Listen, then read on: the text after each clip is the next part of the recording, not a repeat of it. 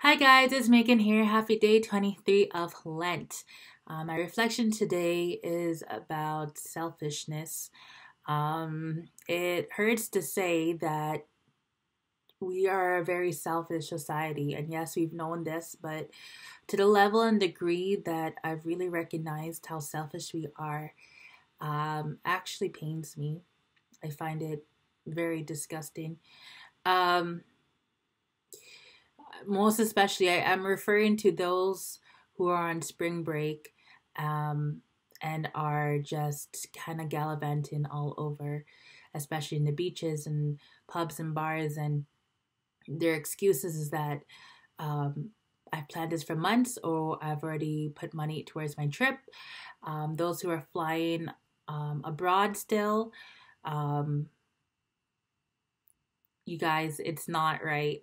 It's not right because it is quite selfish. I know that you are young and the likelihood of you recovering is higher. However, there's always a chance that you could get sick from the virus and not recover. Um, and most especially, I think the point that we're missing is not the fact that whether or not you get sick, it's the fact that you can get others sick as well.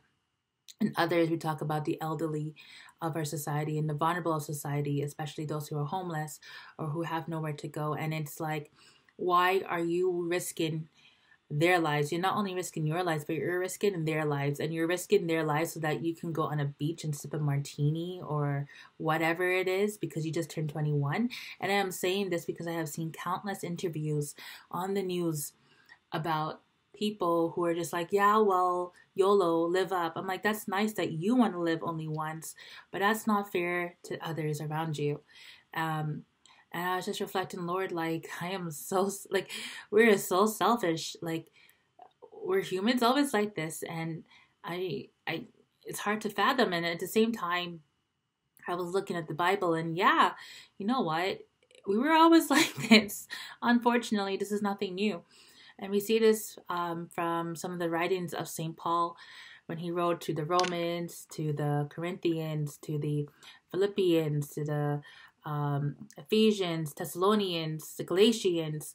And he talks about selfishness and how to deny ourselves in our selfishness, not just individually, yes, individually, deny our own temptations of the flesh, but also as a society that we should come together for the collective good.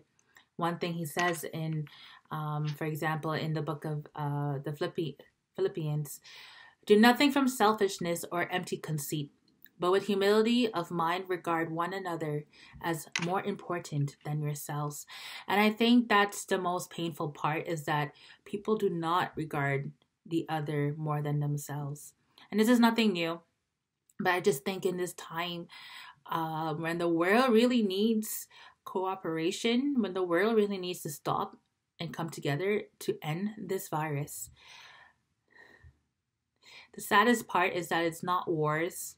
It's not even about political power.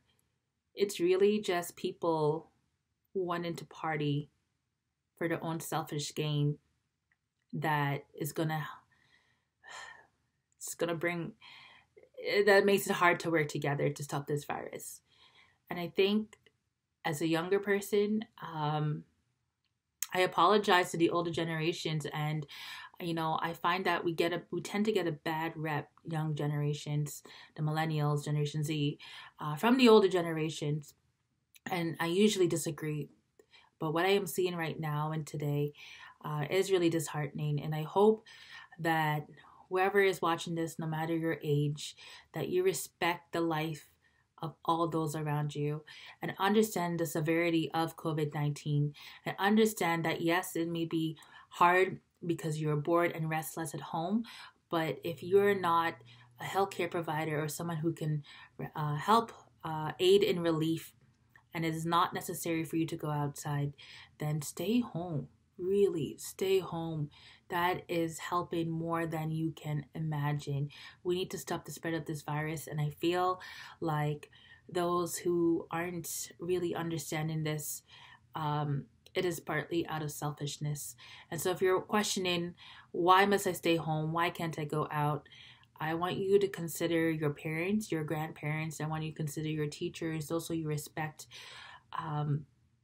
your elders, and think, is it worth me going outside to play or to, I don't even know what you're doing, but like, is it worth me in my recreation going out to make the world more dangerous for them rather than staying home for like a week or two or God knows how long? But, you know, if we do our part in staying home today and tomorrow, then that will in itself aid how fast we can get out of this situation, how fast we can get back to our normal way of living.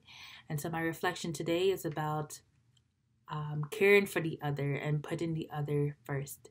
And that for us may mean simply staying home, watching Netflix, and that's not so bad. So I am praying for all those who are affected by COVID-19, and I sincerely pray and beg my brothers and sisters who do not need to go out to stay home. Bye. God bless.